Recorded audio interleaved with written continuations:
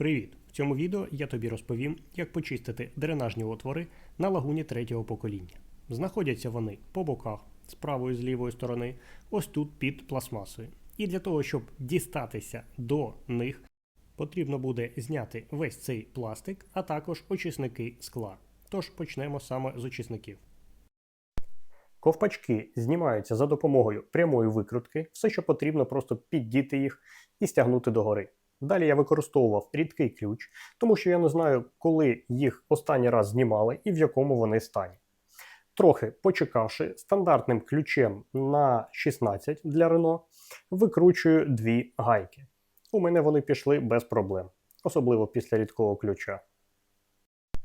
До речі, до цього я не мав проблем із дренажними отворами. Просто вирішив подивитися, в якому там все стані, якщо потрібно почистити. Все ж таки мав досвід води у дверях минулої осені. Ну а це стан тримачів. Тут же доведеться прикласти більше фізичної сили. Як я тільки не пробував їх відірвати, в мене нічого не виходило. Єдиний дієвий спосіб, який мені допоміг, це просто ось таким чином натискати на тримачі. Тоді з'єднання трохи розбовтується, не знаю, як це правильно назвати, і очисники знімаються. З другим довелося прикласти більш грубої фізичної сили, але після цього він так само знявся. Демонтуємо ущільнювач капоту. Жабо і всі пластикові накладки йдуть на кліпсах. Кліпси майже однакові, потрібно піддіти верхню частину і інша частина кліпси дістається повністю. Другу пластикову накладку краще знімати за допомогою інструменту. У мене це ударний шурупокрут.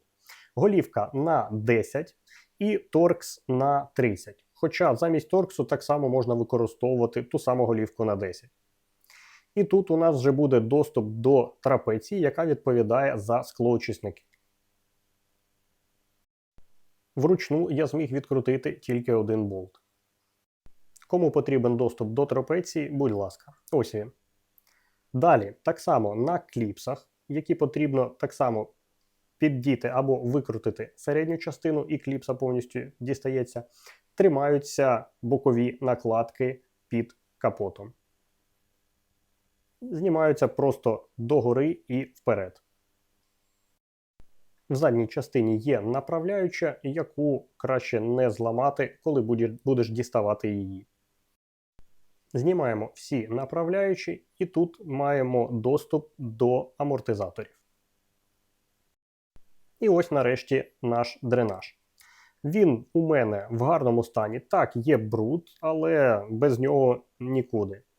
Самі резинки цілі, вони в нормальному стані, вони нормально відкриваються і, як бачиш, вода повністю йде по дренажу. Тож, все, що потрібно, це промити ці резинки і поставити їх назад. А бруду на них багато. Стояти вони мають клапаном донизу, щоб вода спокійно могла виходити вниз. Ну і поки я маю доступ до трапеції, трохи змазав рухомі елементи, тому що звідси вже почали доноситися скрипи. Клапана промиті. До речі, якщо в тебе їх не вистачає, ось їхній номер. І ставимо їх назад. Хвостиком догори вони мають стояти, і частиною, яка відкривається, має бути знизу. Те саме я зробив і з іншої сторони, єдине що доступ там набагато гірший. Але все одно навіть великою рукою ці клапана можна дістати. Коли знімав пластикові деталі, частину кліпс, звичайно, зламав. Тому, встановлюючи назад, поставив нові кліпси.